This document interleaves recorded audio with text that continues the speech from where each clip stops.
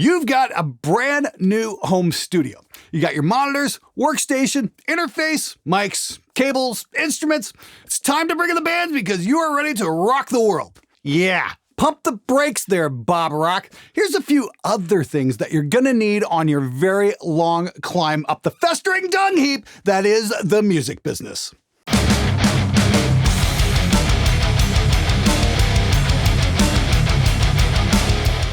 Making records can be a long, tedious process that, at times, is fucking disgusting. You're dealing with people who can't remember a song, don't know where beat one is, and can't tune an instrument. Expecting them to clean up after themselves is probably asking just a little much. So here's a list of things that you're gonna need for your studio that are too mundane for recording school to mention, but nevertheless critical in helping you make it through the day without murdering the, talent. And the best thing is, most of this stuff can be found at the dollar store. Number 1, tape, both duct tape and masking tape. Having a supply of tape on hand will save your ass. Duct tape can fix broken guitar straps, mute resonances on drums, and set up a laser pointer. Tape down the button of the laser pointer so it stays on. Aim it at a wall. Tape the whole thing down so it doesn't move. Okay, now that we've got the bass player occupied, we can get to work. Masking tape can be used to mute guitar strings so they don't ring out when they're not needed. It's a great way to clean up a performance with minimal effort.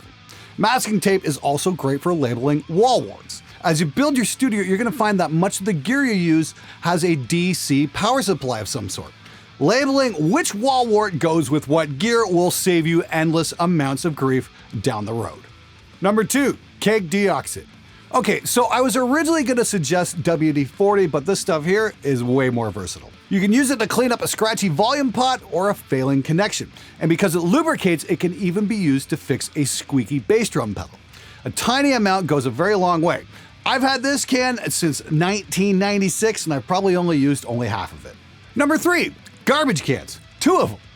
Having a garbage can in the studio is a great idea. But expecting a musician to expend the energy required to stand up and walk across the room to throw something out is pure fantasy. Having 2 garbage cans placed on either side of the room doubles the chances that the musician might be close enough to the garbage can to at least attempt making a basket shot.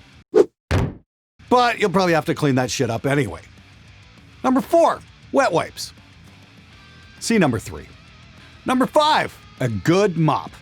You need one of these for those occasions when the talent decides to bring in excessive quantities of alcohol to take the edge off the session, and then skillfully miss the toilet when relieving themselves. Having one of these on hand will make your job far less gross than only having a roll of paper towels on hand. I tell you, there's far more to this job than just replacing perfectly good kick drum performances with samples. Number 6, air freshener. For a studio to be soundproof, it needs to be airtight. It's great for not pissing the neighbors off, but crom help you if someone lets one rip. Dick!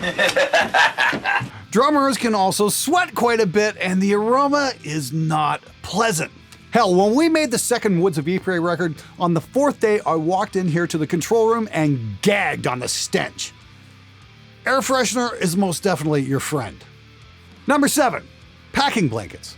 These things can be handy for all sorts of tasks. They're great for building acoustic tents around your guitar cabinets or as a soft spot to put something delicate like a guitar on. And they're even great for muffling a bass drum because the drummer decided to show up to the studio without anything in his fucking kick drum.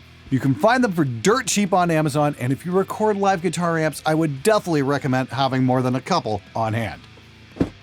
Number 8, high-powered LED flashlight. These things are fantastic for mic and guitar cabinets. Some grill cloths are very hard to see through, and a super bright LED flashlight can make the job of mic placement far easier. They're also great for finding things like the tiny screw you just dropped on the floor. Now, if you're lucky enough to find one with a telescoping magnet down the center, they can have all kinds of added benefits. Like for that time when your producer friend dropped his keys down the side of his Jag and couldn't get his hand under the seat to pull them out. Number 9, precision screwdrivers. Make sure you have a set of these on hand at all times as they are absolutely indispensable. They're great for fixing guitars, microphones, and all sorts of electronics. I've always had a set of these on hand since I was about 16 years old, and I wind up using them almost every single day. A good set of precision screwdrivers will definitely save your ass. Number 10, Goo Gone. Now, duct tape is super handy, but unfortunately it does tend to leave a residue on things once it's removed. Like when the major label hip-hop artist decides to spell his name out with it on the brand new $100,000 mixing console you just had installed. Yeah, thanks a lot, pal. That was oh so much fun cleaning that up. Goo Gone will definitely get rid of that shit, but for fuck's sakes, I got better things to do than pick up after somebody who can't sing or play. Note to self, next time, make sure to keep the duct tape away from the talent.